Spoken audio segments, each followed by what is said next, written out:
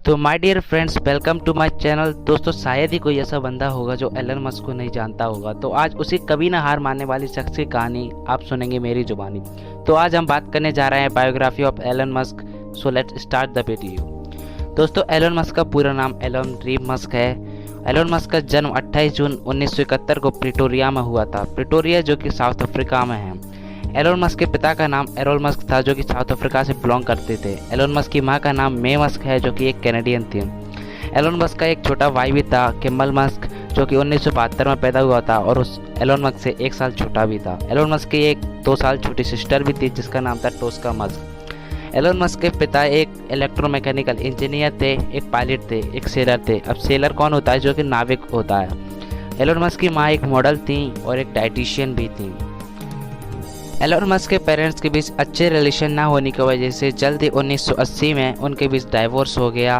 और जब Elon Musk को यह चूज़ करने का ऑप्शन दिया गया कि वो किसके साथ रहना पसंद करेंगे, तो एलोन मस्क ने अपने फादर को चूज़ किया और उनके साथ रहना पसंद किया।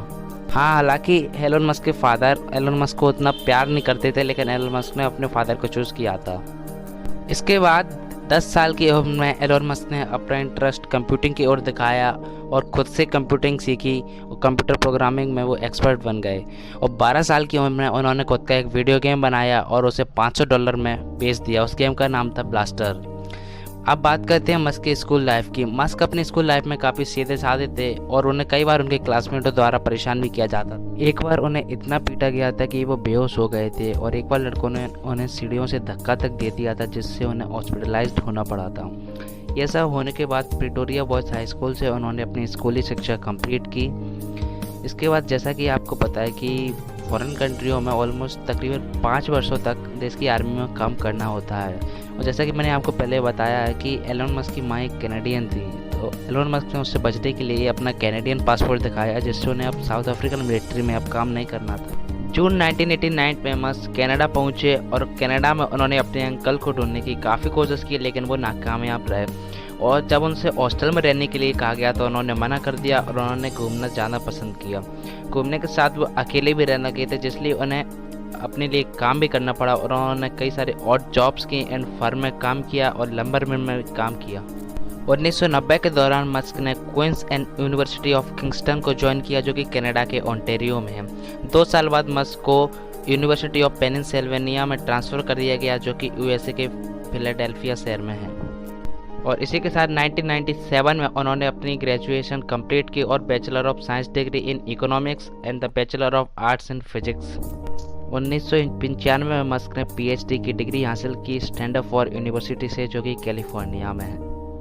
और इसी के साथ 1995 में ही एलन मस्क ने अपने छोटे भाई किम्बल मस्क और ग्रेग कोरी, जो कि उनके पेरेंट्स के दोस्त थे, के साथ वेब सॉफ्टवेयर कंपनी जिप2 की शुरुआत की और एक घर किराए पर भी लिया जिसे उन्होंने अपने ऑफिस बनाया। और धीरे धीरे 1999 तक कंपनी की नेटवर्थ $307 मिलियन तक पहुंच गई, जिसमें मस्क का 7% हिस्सा होने के नाते उन्हें $22 मिलियन का प्रॉफिट भी हुआ। 1999 में एलोन मस्क ने X.com की शुरुआत की जिसमें फाइनेंशियल सर्विस का काम होता है। उसी साल तकरीबन 2 लाख लोगों ने इस सर्विस को ज्वाइन भी किया, पर इसके बाद भी एलोन मस्क को कंपनी का सीईओ नहीं बनाया गया और उन्हें इनएक्सपीरियंस बताया गया। इसके बाद बिल हैरिस को सीईओ बनाया गया। फिर उन्होंने खुद की मनी ट्रांसफ़र सर्विस पेपाल को लॉन्च किया। पेपाल को लोगों ने काफ़ी पसंद किया और पेपाल X.com से काफ़ी ज़्यादा पॉपुलर भी हो गई थी। इसके बाद 2001 में X.com का नाम चेंज कर पेपाल कर दिया गया। इसके बाद 2002 में पेपाल को ईबे कंपनी द्वारा $1.5 बिलियन में खरीद भी लिया गया। मस्क का 11.7% की पार्टनरशिप होने के कारण उन्हें $100 मिलियन का प्रॉफिट भी हुआ। ईयर 2001 में मस्क ने मार्स सोसाइटी को ज्वाइन किया और अक्टूबर 2001 में मस्क मॉस्को गए। मॉस्को यानी रशिया गए ICBM यानी इंटरकॉन्टिनेंटल बैलिस्टिक मिसाइल को खरीदने के लिए। बट रशिया ने उन्हें ऑफर किया कि यदि आप हमारे लिए काम करोगे तो हम आपको मिसाइल दे सकते हैं, तो उन्होंने मना कर दिया और वो वहाँ से खाली हाथ वापस आ गए। फरवरी 2002 में वो एक बार फिर से रशिया गए तो रशिया ने उन्हें पर रॉकेट $8 मिलियन का ऑफर किया, तो मस्क ने उन्हें से रिजेक्ट कर दिया। यह सब होने के बाद उन्होंने अपनी खुद की कंपनी खोलने के बारे में सोचा और मई 2002 में स्पेसएक्स को फाउंड किया जिसके वो खुद सीईओ बने और चीफ इंजीनियर का टाइटल भी हासिल किया। स्पेसएक्स की शुरुआती 3 लॉन्चेस फेल हो गए और स्पेसएक्स को पहली सफलता 2008 में मिली जब उन्होंने फैल्कन 1 को लॉन्च किया। इसके बाद अगले साल के लिए स्पेसएक्स को $1.6 बिलियन की कॉन्ट्रैक्ट मिली।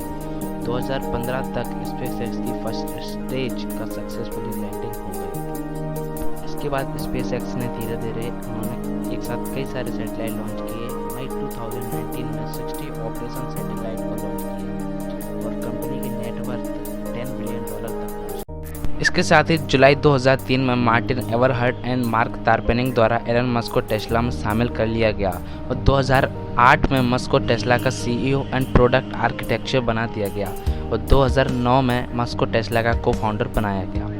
2008 तक टेस्ला केवल electric sport car and roadster ही बनाती थी और उनके ऑलमोस्ट 2500 व्हीकल ही बेचे गए थे। और इसके बाद टेस्ला द्वारा कई और मॉडल भी लॉन्च किए गए, जिनमें से 2012 में 4 डोर मॉडल एस को लॉन्च किया गया था और 2015 में मॉडल एक्स लॉन्च किया गया था, 2017 में मॉडल 3 को लॉन्च किया गया था और 2020 में मॉडल वाई को लॉन्च किया गया था। और 2020 तक Tesla best electric car company बन गई थी और उसने अपने लगभग 5 लाख व्हीकल्स भी बेच दिए थे।